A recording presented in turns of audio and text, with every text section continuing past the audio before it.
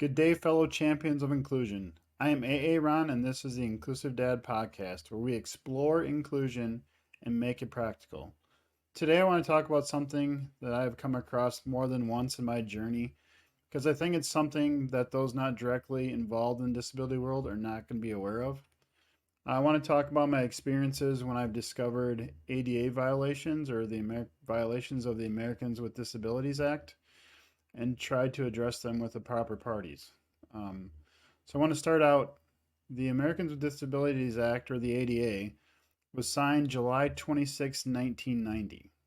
So there was just the 34th, if I'm doing my math correctly, anniversary of the signing of the law. And it's a federal civil rights law that prohibits discrimination against people with disabilities in everyday activities. The ADA prohibits discrimination on the basis of disability, just as other civil rights laws prohibit discrimination on the basis of race, color, sex, national origin, age, and religion. The ADA guarantees that people with disabilities have the same opportunities as everyone else and to enjoy employment opportunities, purchase goods and services, and participate in state and local government programs. Just a little caveat, I'm not an ADA expert. I'm a dad who has a daughter that uses a wheelchair to get around.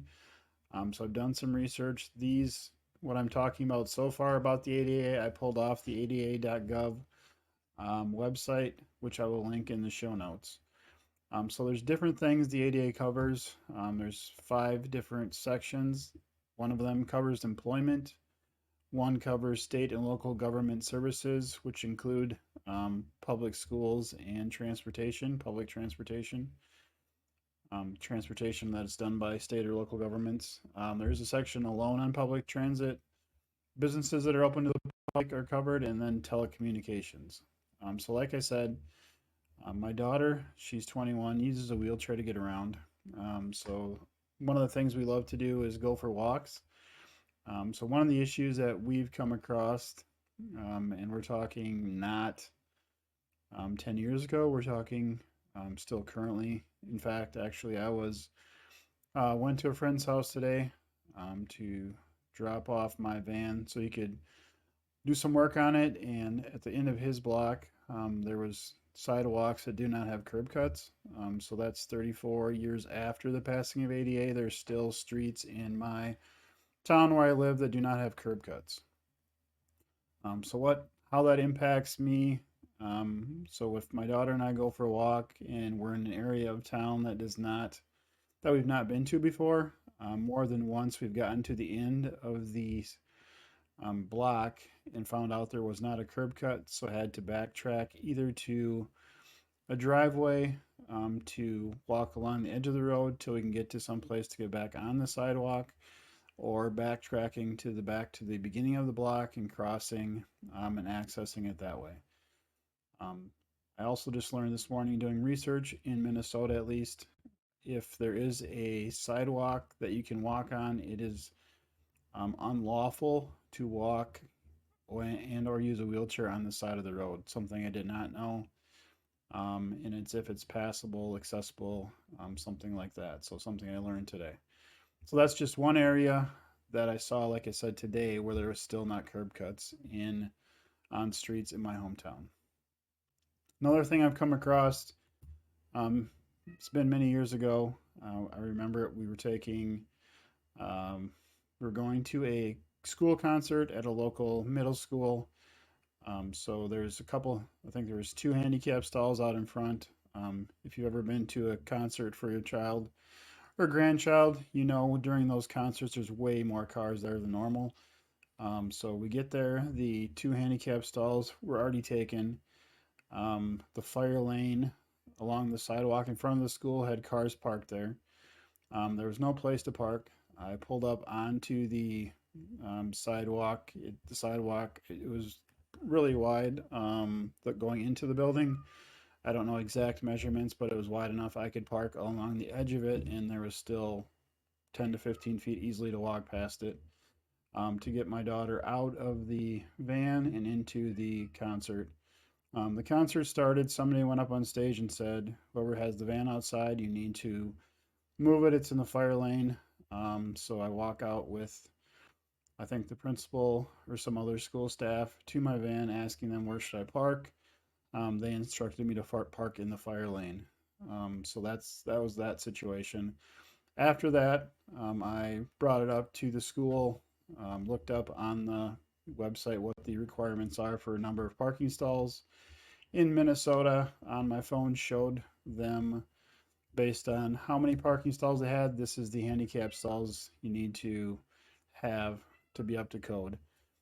So in that instance, instead of just taking what I showed them, looking it up for themselves, and making the changes, they ended up having a consultant come in and do some more um, looking into it before making the changes. The next one I want to talk about is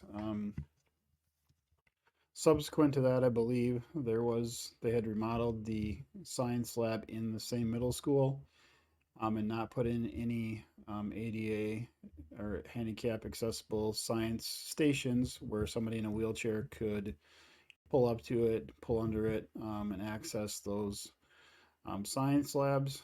The solution for that was to build a separate ramp that they would get out of a closet or somewhere, pull it up, drive this so somebody could use it, get their wheelchair up to a level they could access the top of the counter.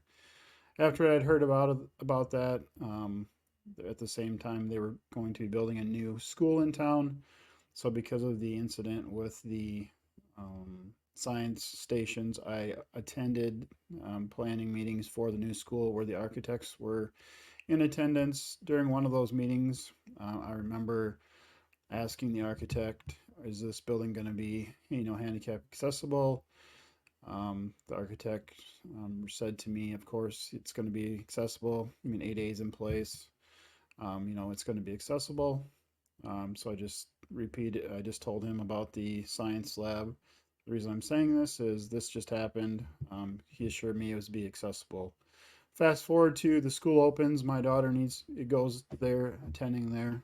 She has a class, like a technology class. When I was growing up, it was like a woods class, one of those types of classes. Found that she was going to be in that class when he went, I think, maybe back to school conferences.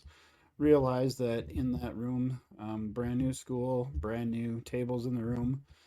They had not put any tables in there where a wheelchair could pull up to the table.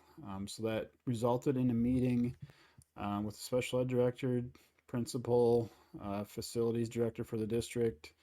And the solution, if I'm recalling correctly, was to take out a support underneath the table to make it accessible for her. So that happened even though me as a parent showed up to meetings, talked about it, was assured by the architect that it was going to happen. That still happened. There's something else I at this time can't talk about great details, but what I can say is it's another instance where something is not accessible the way it should be, bringing it up to the people who should take care of it, and it's not as simple as just being resolved. The reason I want to talk about this is just for one, I mean, I know for some people, you hear that there's the ADA or Americans with Disabilities Act, and we assume that everything's fixed, done, because yes, there's a law, and that happened many years ago. Just general awareness. I also want to just share, since from my personal experience, where it's been, what the effect this has on myself. As like I said, I have a daughter uses a wheelchair. So now, because of these multiple occasions of when something's happened, I've tried to address them just by talking with the people involved. Let's come up with a solution that works, and then instead of just fixing it, like in my mind we should be doing, then it doesn't go that way. So just for me personally, when I see things now, I have to make a determination. Do I want to bring it up?